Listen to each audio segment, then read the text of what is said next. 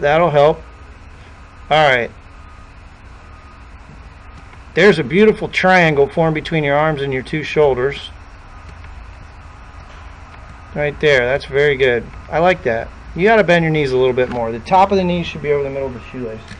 The top of the knees? Yep. Whoa, okay, so that's a lot more. Yep. Okay. All right, so you just asked me if you could go. So here we go. Now I'm not going to cut your swing up in 300 stretch. I'm not going to give you a bunch of problems. Okay, so what do you notice? Yeah, my arms are all the way bent. All right, what is your head doing there? Is that the appropriate amount of head movement, or is that too much? That's too much. Right, and you didn't need to be an instructor to figure that out, did you? All right, so I'll put an old guy up here that's short like me. Oh wow, his head never. I mean, it's in one consistent place. Yeah, I mean it moves. It doesn't move. It's only but moving not a little consistent bit, place. you know, maybe a couple inches. So the key is your head doesn't stay still. No one Right. does, but it doesn't move dramatically. Now, how do you fix that? You're going to have to practice. Put some lipstick on your mirror, and just cross your arms, make an X, put them on your shoulders, and practice rotating, keeping your head still. That's it. You have to practice that until you can do it. Now, the angle that you turn your shoulders is important. They have to turn more on a tilted plane. Your shoulders don't turn parallel to the ground. If your left shoulder goes up, your head's going to move.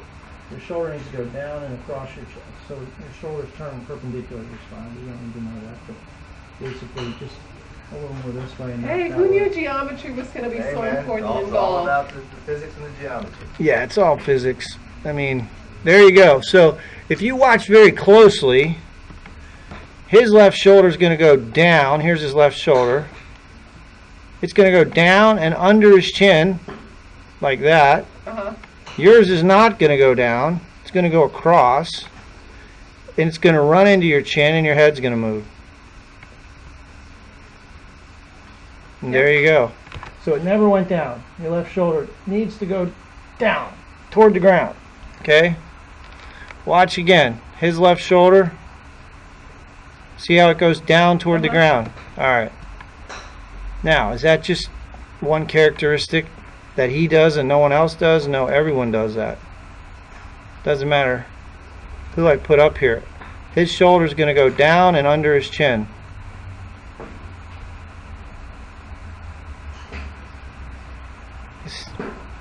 So, that's one characteristic that you need to have. A fairly steady head. It doesn't have to be still.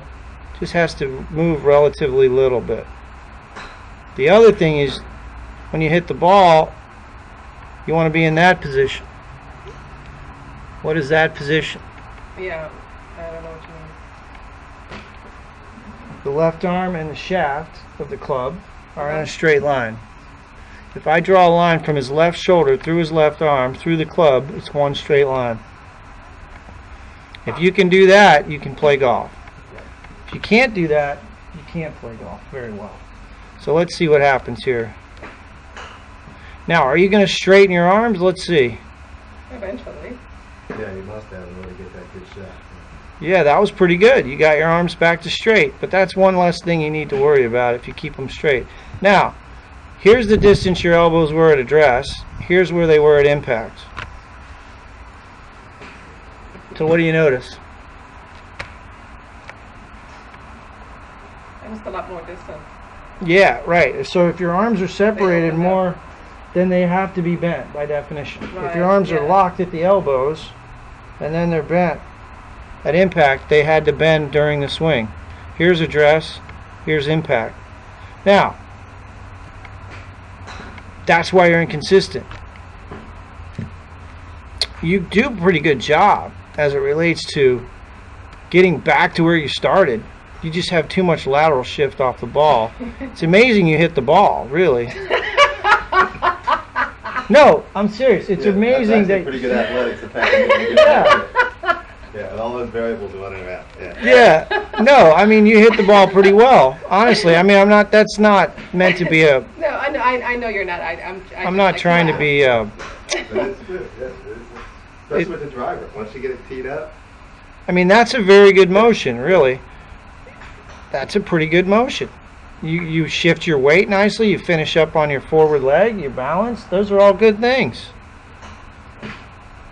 But yeah, I didn't keep my arms straight, which was the one thing you asked me to think about. And But that's okay. Look, now he's keeping his left arm a little straighter. Now most golf pros are hypermobile in their shoulder joint because they've been playing their whole life. So it's not normal for a person to be able to take their left arm above their left shoulder like that and still keep it straight. I've got hypermobile shoulders. But I don't think it's too big an ask to get your left arm to stay a little straighter on the backswing. It'll help with all that rotation stuff. So the question is now, from this point forward, the information you have, is it helpful? Well, that's going to depend on what you're capable of and what I'm capable of. So all I really care about is changing your impact position. And the way we're going to do that is we have to get to the root cause of the problem, and that's you collapse your arms. okay. But the books don't help either. The books don't help because No, they're not the books.